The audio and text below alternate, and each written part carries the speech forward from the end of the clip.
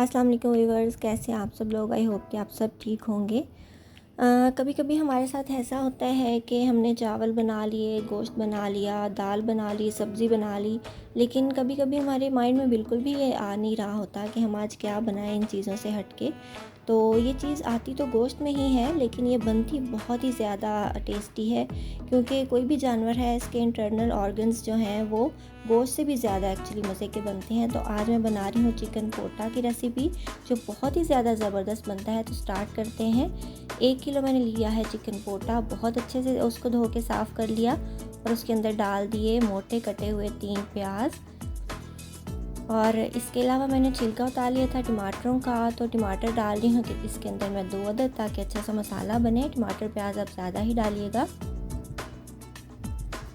1 tablespoon डाल रही हूँ मैं अदरक का, यानी 1 चम्मच, और 1 चम्मच ही मैं लहसुन का डाल रही हूँ। 4 से 5 हरी मिर्चें थी, उनको मैंने चॉप कर लिया था। फिर डाला था मैंने आधा चम्मच नमक का और आधा चम्मच ही हल्दी डाली थी, लेकिन वहाँ पे कैमरा ऑन करना भूल गई थी।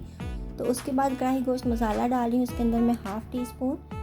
तो कढ़ाई गोश्त मसाले में रेड मिर्चें हैं, अगर आप रेड मिर्चें ज़्यादा लाइक करते हैं तो आप इसमें इसको डाल के लालो लाल भी कर सकते हैं, लेकिन इसको मैं लालो लाल नहीं कर रही क्योंकि इसमें गरम मसाला भी डालूँगी। तो उसके बाद डाल दिया जी मैंने 1 गिलास इसमें पानी का, और इसको मिक्स कर देना है और इसको हमने प्रेशर कुक करना है तकरीबन 10 मिनट तक। तो 10 मिनट में ये बहुत ही अच्छा सा गल जाएगा।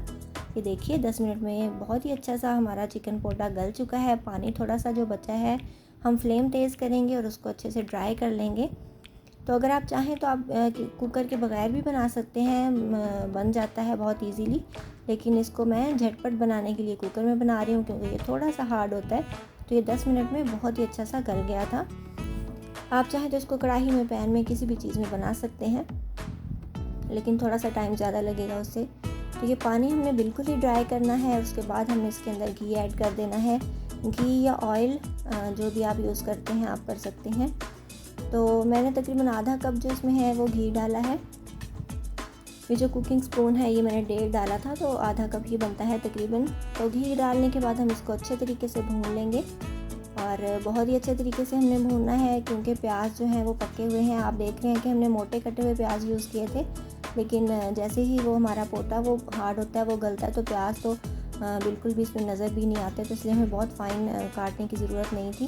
तो ये बहुत ही अच्छा सा ज़बरदस्त सा मसाला हमारा रेडी हो रहा है। हमने इसको हल्की सी ग्रेवी रखनी है, बहुत मज़े की। तो इसको हम भून लेंगे जब तक कि हमारा जो घी है वो साइडों से अलग ना होना शुरू हो जाए मसाले से। तो ये इसको मैंने तकरीबन 5 मिनट बहुत ही अच्छे तरीके से भून लिया है। बहुत अच्छी सी खुशबू आ रही है। तो हम इसके अंदर थोड़ी सी ग्रेवी रखने के लिए डाल देंगे पानी को, क्योंकि अभी बहुत ज़्यादा ड्राई लग रहा है। तो हल्की सी ग्रेवी रखेंगे, तकरीबन इसमें 1 कप मैंने पानी डाला है, और इसको पकने के बाद ये तकरीबन आधा कप रह जाएगा।